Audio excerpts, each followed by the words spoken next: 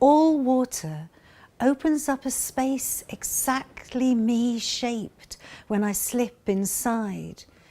In water, I've a fluency and grace I never sense on land, a weightless glide of limbs, each movement effortless and smooth, as easy as a heartbeat or a breath.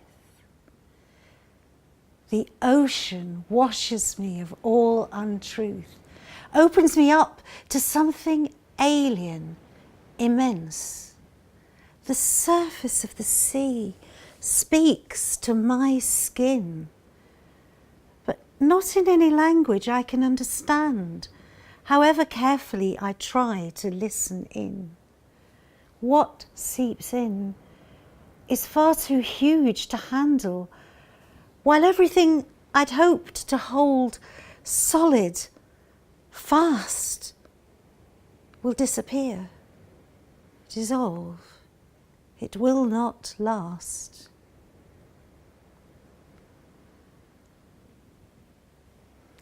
This second poem is about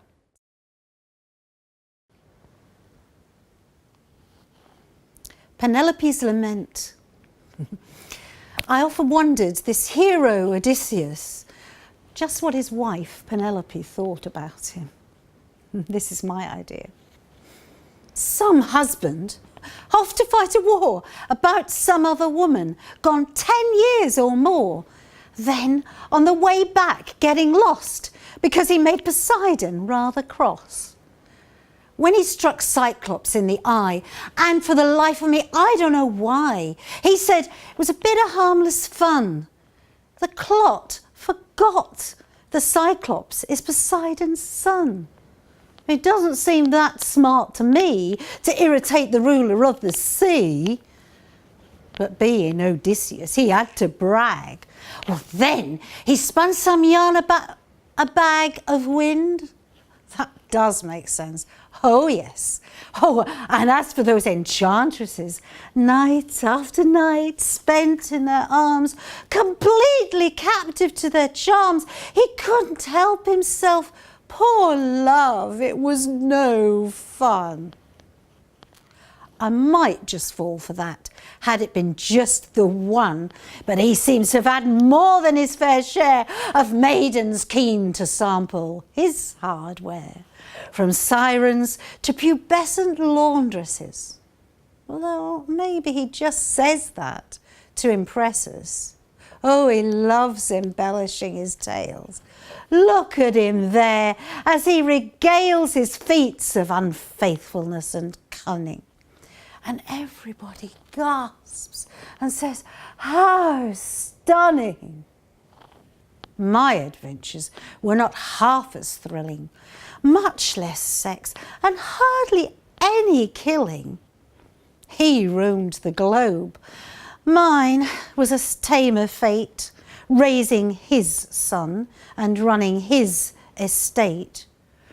Oh, and some of those suitors had wild eyes, sculpted torsos, muscled thighs, and night after night they'd beg with ardent pleas that sent a wallop to my heart, a tremble to my knees. And I'd got no crew to tie me to the mast, just my own will to make myself hold fast, force myself to wait and weave, unweave and wait. And now he has come back to me, my mate. Oh, he's not the man who left me years ago. He's shagged out, battle-scarred. Even so, he thinks that I will tumble into bed as easily as any newlywed. Homer says I did. Must be true. Perhaps, in my own way, I am a legend too.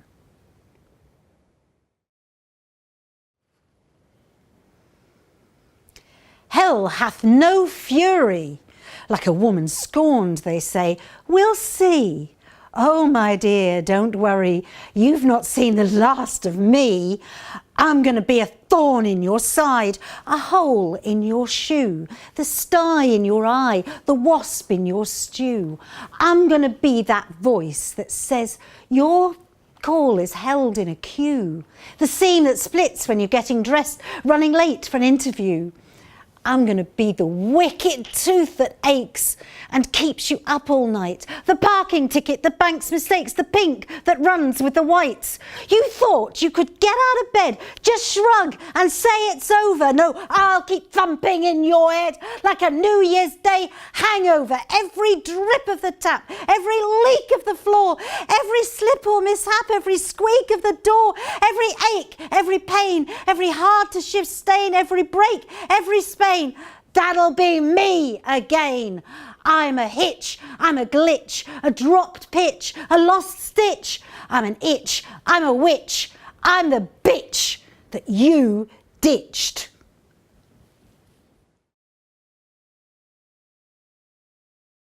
I'm going to read the first few poems of my latest book, The Mazemaker's Daughters, which was all about the daughters of Daedalus, the famous mazemaker.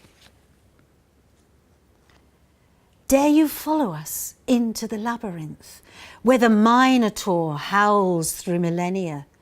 Can you resist the story? Royal scandal, royal baby, sex, bestiality, a child imprisoned in a monster, dismembered limbs and flesh putrefying in an underworld. Here, take hold of the thread. Feel it tug? The way the moon tugs oceans. If you take it, don't let go. Fasten it tight to the outside world. Lower your head if you dare and creep into the murk.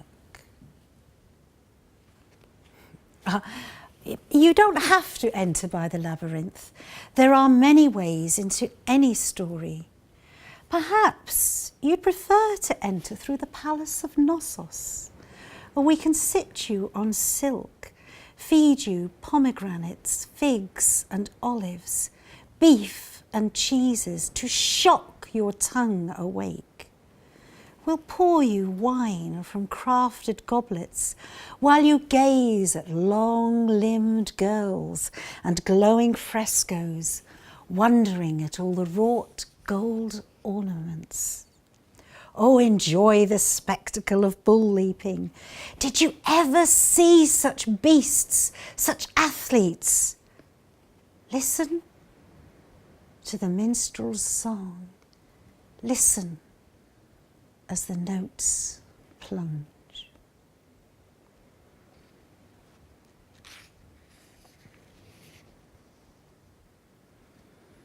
The story begins with the master builder, Daedalus, the slave, who'll build the maze, the famous labyrinth that none can escape.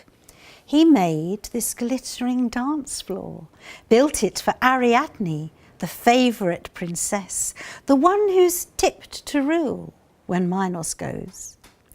Daedalus has built walking, talking people. Ingenious, thief-proof jewellery caskets. He loves inventing, has a genius for puzzles. We are his daughters. We're never mentioned in any of the myths. You'll never come across the tiniest footnote. Other slaves shiver in rags, are starved, are bruised, but we taste Ariadne's food. We wear her cast-off jewellery and clothes. We hold our heads up high as any lady of the court, though no one ever curtsies to us or knows our name.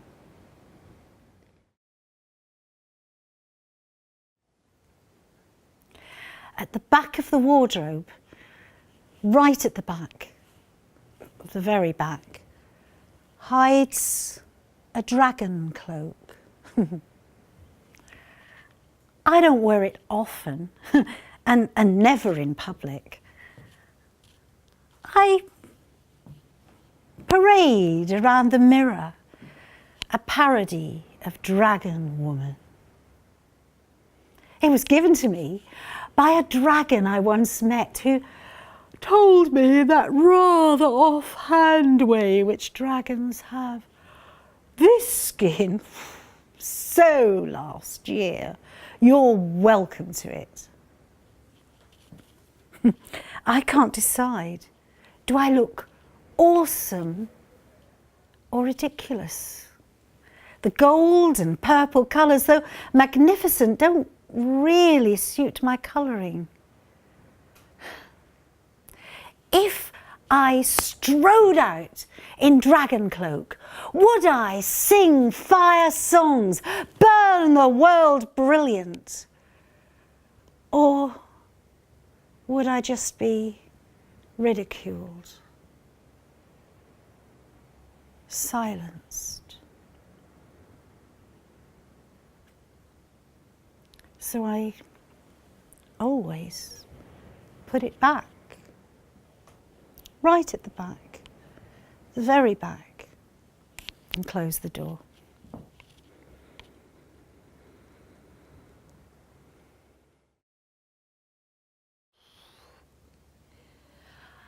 I know why the seal sings, and the mermaid too, and who they sing to. So do you. You think magic must be written in hieroglyphs on parchment, yellowed and hidden in a secret drawer. Magic's much nearer home, nestled in the sweated eiderdown of dreams, or held in a stone or pebble or feather that claims you on a beach. Finding your talisman is easy. Using it requires the courage of a snail that will unpack itself, wave horns, leave silver messages. Transformation costs. Shells crack. Predators sense your skinlessness. But that's the moment magic comes. Smelling of rivers he has swum to reach you. And he is singing, singing, singing. You could sing back just once. Ignore your strangled fears. Open your throat and sing, because you know why the seal sings, and the mermaid too, and who they sing to. I do too.